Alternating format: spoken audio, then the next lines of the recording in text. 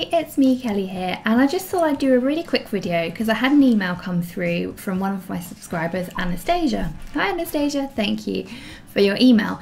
And Anastasia says that she's learning Spanish, she's really passionate about the language, she saw my video on intrinsic and extrinsic motivation, and the intrinsic motivation is definitely there. She has friends who speak Spanish as their first language, and she really wants to be able to talk to them in their native language, and when she's able to, she loves it. But when she's studying, she gets really bored and she feels like she's doing the same things all the time.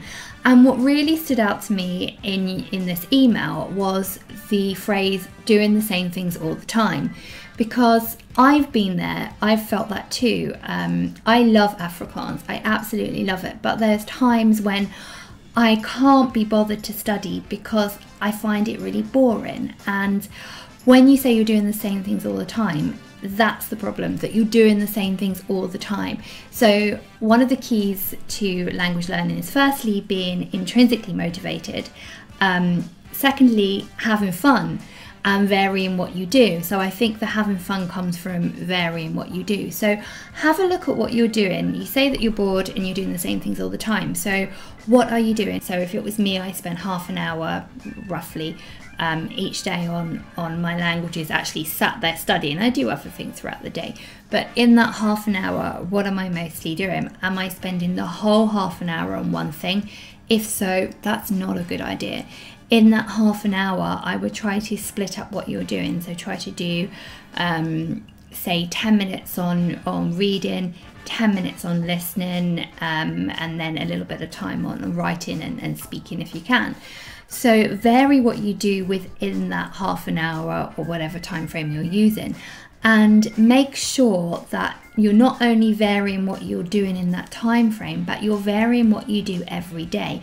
So don't think, oh, okay, I'll do 10 minutes on this, reading this passage, or 10 minutes listening to this podcast, and 10 minutes writing on this subject.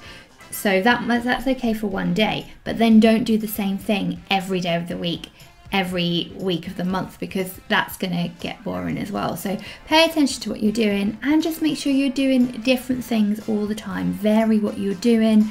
I got very bored working from my, self-help book, my self-study book, and although it's been a fantastic book and I haven't quite finished it yet, and I will go back to it, for the moment I've had to leave it and I've had to work on other things. So I've found some things online that I'm listening to, and I predominantly use those at the moment, and also writing for me I'm really enjoying now, and speaking as well. So I've left the self-study book for a little bit and I'm going to concentrate on those other things, and when I'm bored with those, I'll then go back to the self-study book again. So I definitely think vary what you do. So I think I might do another video on this at some point and just explain a little bit more about the role of variety in language learning. But for the moment, I just wanted to do a quick video in response to Anastasia's email, which I thought was a really great question actually. So yeah, it's inspired me to actually want to do a video on it. So thank you, Anastasia,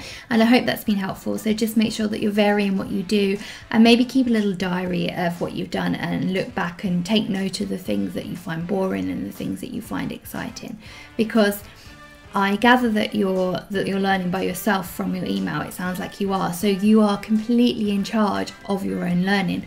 And that's what I always recommend that my clients do, that you're in charge of your own learning. You're the one responsible for finding the topics, for knowing how you work best as a learner.